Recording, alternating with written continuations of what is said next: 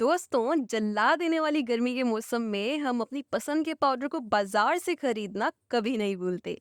फिर चाहे वो ठंडक देने वाला पाउडर हो या खुशबू देने वाला या फिर घमौरियों से राहत देने वाला। लेकिन क्या आप जानते हैं कि गर्मी और सर्दी के मौसम में भी इस्तेमाल किए जाने वाले ये बॉडी पाउडर्स आखिर बनते कैसे हैं, और क्या सच में हम पाउडर्स के नाम पर पत्थर छिड़क रहे हैं? तो इस द ब्रिलियंट फैक्ट को बताने के लिए मैं उपस्थित हूँ और साथ ही आपको इन सारी कंपनीज के राज भी बताने वाली हूँ। लेकिन इससे पहले चैनल को सब्सक्राइब तो बनता है यार, और बेल आइकन को दबाना तो बिल्कुल मत भूलना। और रही बात लाइक एंड शेयर की, तो उसके लिए तो मुझे आप पर ट्रस्ट है ही। देख लो, मुझे झूठा साबित मत करना। तो दोस्तों, जो पाउडर्स हम डेली अपनी लाइफ में यूज करते हैं उसके बारे में अच्छे से जानने के लिए हमें चलना होगा पहाड़ों पर। जी हाँ, हम जिसे पाउडर कहते हैं, दरअसल वह पहाड़ी क्षेत्रों में पाए जाने वाला एक सफेद पत्थर सोपस्टोन है। इस सोपस्टोन पत्थर को डिस्कवर्ड किया गया है अमेरिका में नेटिव अमेरिकन के द्वारा, और इसकी खोज 300 से 400 मिलियन वर्ष पहले हो चुकी है। इस सोपस्टोन को क्रेन की सहायता से पहाड़ियों से निकाल कर किसी ट्रक या टेम्पो में लोड करके बड़ी बड़ी कंपनीज की फैक्ट्री तक पहुंचाया जाता है। फैक्ट्री में पहुंचने के बाद शुरू होता है असली काम। फैक्ट्री में खूब सारी बड़ी बड़ी मशीनें होती हैं। इन मशीनों का सबसे पहला काम होता है इस सोपस्टोन पत्थर को छोटे छोटे टुकड़ों में काटना। फिर अगला प्रोसेस इन्हें बारीक करना होता है। ये बारीक हुए पत्थर मशीन में लगी पाइप की मदद से खुद ही अगली प्रक्रिया में यानी दूसरी मशीन में चले जाते हैं। दूसरी मशीन का काम इन बारीक पत्थरों को पाउडर जैसा बनाने का होता है, इसलिए ये मशीन काफी बारीक करके इसे एक पाउडर फॉर्म दे देती है। फिर पाउडर को मशीन की सहायता से छांटा जाता है। इनमें से जो सही से नहीं पिसे होते यानी जो सही से पाउडर फॉर्म में नहीं कन्वर्ट हुए होते, उन्हें अलग किया जाता है और फिर से पूरी प्रक्रिया दोहराई जाती है। विचारे पाउडर अच्छे से बन जाने के बाद यानी अच्छे से पिस जाने के बाद और पूरा तैयार हो जाने के बाद पाउडर में कुछ लिक्विड्स डाले जाते हैं जो केवल खुशबू के लिए होते हैं। और कमाल की बात तो ये है कि इन्हीं लिक्विड्स की मदद से शरीर से बदबू गायब होती है, ऐसा दावा ये कंपनीज करती हैं। खुशबूदार लिक्विड्स डालने के बाद इसमें कुछ केमिकल्स की एंट्री होती है, जैसे oxide, dioxide, titanium, zinc, magnesium, Colin, carbonate etcetera. वैसे कुछ कंपनियां अपने प्रोडक्ट्स को और स्पेशल बताने और बनाने के लिए इसमें अलग अलग पदार्थ भी डालती हैं। जैसे कुछ कंपनियां अपने प्रोडक्ट्स में नीम की पत्तियों के गुण होने का दावा करती हैं, तो कुछ चंदन के गुण होने का। बाद में इन सब केमिकल्स को, इन सब लिक्विड्स को, सारी खुशबूदार चीजों को